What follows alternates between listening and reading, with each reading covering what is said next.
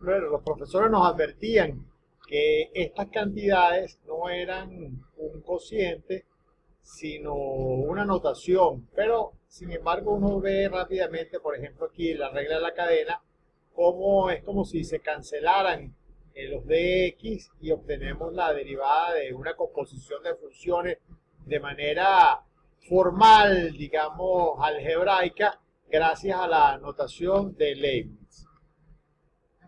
El cálculo, de hecho, mucha gente piensa que se desarrolla de manera muy rápida en Europa en relación a lo que ocurrió en Inglaterra por la adopción de esa notación de Leibniz. Claro, también había un grupo de matemáticos notables en el continente europeo.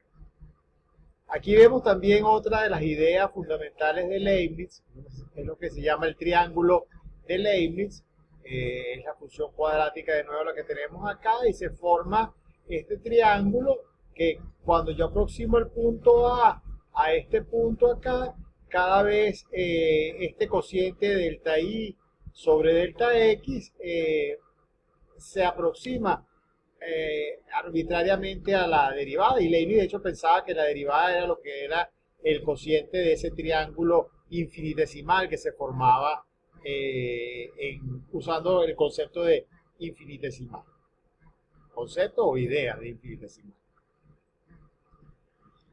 Por supuesto, hay muchos matemáticos que intervienen en la creación de el cálculo en Europa, pero tenemos que destacar a Euler. Euler era un matemático que eh, aportó en casi cada área de la matemática, en teoría de números, en análisis, en álgebra, que todavía no se había formalizado la idea de álgebra abstracta, pero digamos que los desarrollos algebraicos también tienen que ver, por ejemplo, Euler demuestra que la ecuación de Fermat no tiene soluciones para el caso n igual 3. Un matemático que realmente es un matemático notable, sus obras completas todavía no están completamente editadas. Y bueno, aquí voy a tomar este pequeño fragmento del trabajo de Euler con los infinitesimales para que veamos un poco el espíritu de ese periodo que tenía Euler, por supuesto, a los Bernoulli, a Leibniz, como los grandes protagonistas. Estas identidades que aparecen aquí no son ninguna identidades formales, son identidades algebraicas. Por formal digo que no son cosas que estemos trabajando en principio con infinitesimales. Aquí vemos la ley de Moab aplicada para deducir la fórmula de coseno de nz y lo mismo para acá el seno de nz. ¿Qué hacía Euler con este tipo de expresiones? Que es una expresión correcta completamente en matemática. Bueno, Euler empezaba a jugar, él pensaba, por ejemplo, que el z era una cantidad infinitamente pequeña y entonces este coseno él lo pensaba que era equivalente a 1 o infinitesimalmente próximo a 1. El seno de z sabemos todos por el límite fundamental que entonces se aproximaba a z. Y ahora viene la gran idea de pensar que este n es infinitamente grande, de forma de que cuando yo multiplico el n por el z, obtengo un ángulo. Es decir, tomo una cantidad infinitamente pequeña, la multiplico por una cantidad infinitamente grande y ajusto las cosas para que me dé un cierto ángulo teta. Haciendo este tipo de manipulación, esto sí es una manipulación formal, completamente algebraica, él fue capaz de deducir la serie del coseno de teta. Una cuestión muy bonita y este tipo de cosas aparece constantemente en el trabajo de Euler, lo cual indica que esta idea de los infinitesimales puede sugerir fórmulas y desarrollos de funciones, identidades, etcétera. Es una idea muy fecunda. Todas las ideas de ecuaciones diferenciales, el mismo cálculo integral, todo se ve impregnado de esta idea de cantidades infinitamente pequeñas. Aquí tenemos algunos de los amigos de Euler, digamos el clan de los cazafantasmas, los Bernoulli, por supuesto, todos ellos. Algunos fueron maestros de Euler, otros fueron de alguna forma sus rivales. Un poco posterior Laplace, Lagrange, D'Alembert, todos usaban esta idea de infinitesimal. Y lo que es interesante es que Cauchy aunque uno no lo crea, porque Cauchy siempre nos los venden como el gran formalizador de la matemática. En su famoso curso de análisis matemático, él trabajó con el concepto de infinitesimal también. Bueno, aquí voy a hacer una pequeña acotación. Hay bastante controversia acerca de quién es el principal protagonista de este proceso de formalización del análisis matemático. Yo tengo una visión personal y para mí es Bolzano. Bolzano era un sacerdote de lo que ahorita sería Checoslovaquia, una persona que junto con Cantor y Dedekind desarrollan el concepto de lo que es un conjunto infinito. De hecho, Bolzano antecede al trabajo de Cantor y Dedekind. También aclara lo que es el concepto de límite de una función y prueba, por ejemplo, a partir de eso, el teorema del valor intermedio para funciones continuas. Su trabajo es poco conocido porque tuvo problemas con la iglesia, lo mandaron a algún pueblo de Checoslovaquia y no dio a conocer su trabajo en la gran comunidad europea hasta varios años, yo creo que como unos 20 años después de su muerte. Entonces, Bolzano para mí es el primer gran formalizador de las matemáticas y ese es un proceso que abarca la idea de número real, el concepto de límite, el concepto de continuidad, el concepto de función. Por supuesto, Bolzano no es el único protagonista, hay muchos matemáticos como Cauchy, Weierstrass, Riemann, Euler, que trabajan en este proceso, pero Bolzano es para mí el que lo inicia de alguna manera. Fíjense que el concepto de número real, eso es interesante destacarlo, no es lo primero que se formaliza, que se entiende bien. Los conceptos de límite y continuidad son primero puestos en una mejor base, que esta base, bueno, ya vamos a ver que la base de los infinitesimales tampoco es ninguna base descabellada para fundamentar el análisis matemático, pero digamos que en ese momento se entendía poco cómo formalizar esta idea de lo que es un infinitesimal. Esto es un proceso muy complejo, no tenemos tiempo para abarcarlo, es muy interesante y yo invito al docente que reflexione sobre lo que ocurrió acá, porque de alguna manera enseñamos a los estudiantes cosas muy difíciles de entender, que los matemáticos tardaron cerca de 300 años en comprender y ahorita nosotros las enseñamos de repente en un semestre o algunas de ellas en menos tiempo. Por ejemplo, el concepto de límite lo damos quizás en un par de semanas y es una cosa que viene desde el mundo griego. Entonces, esto puede ayudar a los estudiantes a entender las cosas o de entender las dificultades de las cosas si el profesor está atento a que estos desarrollos ocurrieron en un periodo largo de tiempo. Bueno, este proceso de formalización del análisis desterró de alguna manera a los infinitesimales hasta llegado el siglo XX.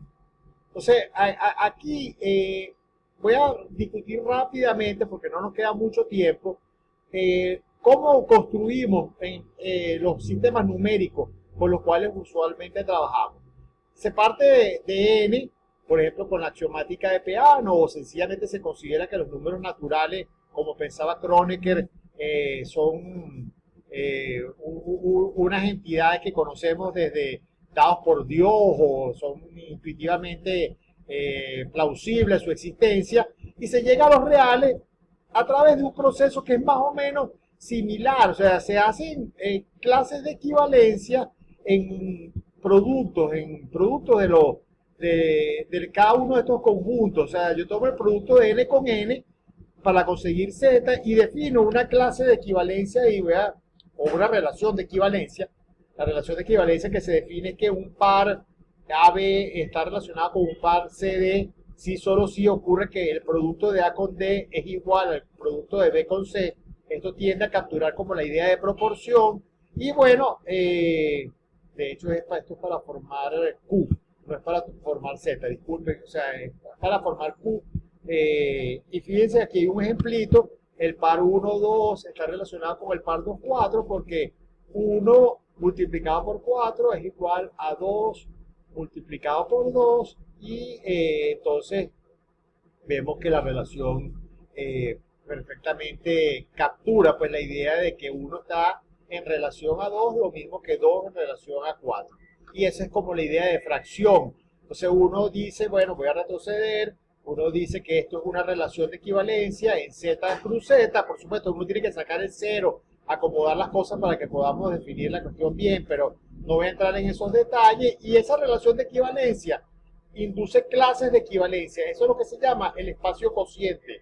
Y ese espacio cociente, al hacer eso, me da Q. Lo mismo que Z se puede ver como un espacio cociente de una cierta relación escrita sobre n cruz n. Los reales es un poco distinto. Se puede ver como clases de equivalencia, como lo hizo Cantor, tomando sucesiones de Cauchy, pero se puede hacer la construcción también de Dedekind.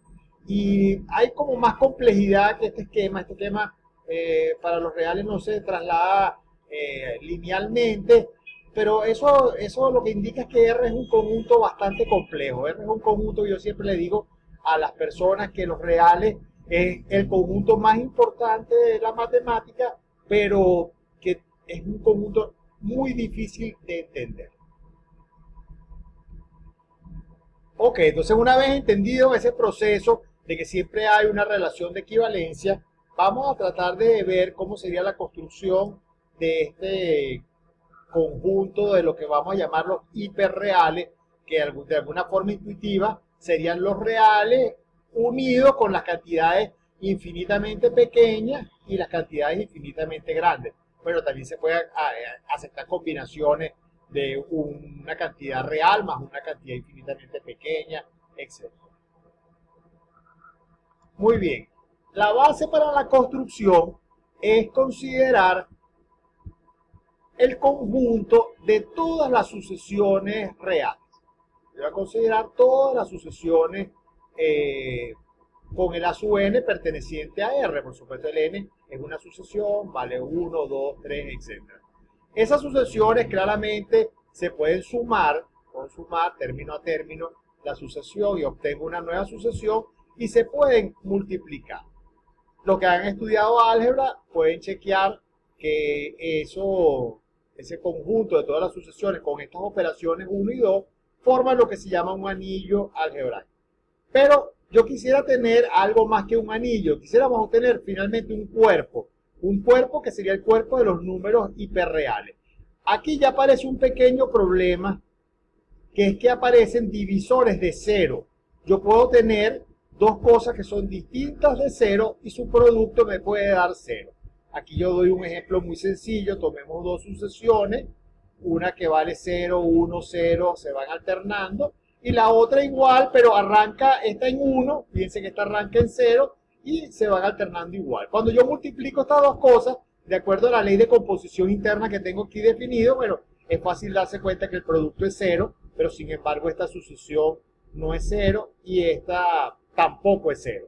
Eso es la pista para introducir lo que vamos a necesitar, que es el concepto de ultrafiltro. El concepto de ultrafiltro es el que nos va a permitir subsanar ese problema y que tengamos, de hecho, la posibilidad de extender los reales a un cuerpo que es el que va a ser el cuerpo de los hiperreales. Muy bien, entonces vamos a ver un poco el concepto de lo que son estos ultrafiltros. Un ultrafiltro en los naturales es una familia que verifica ciertos axiomas.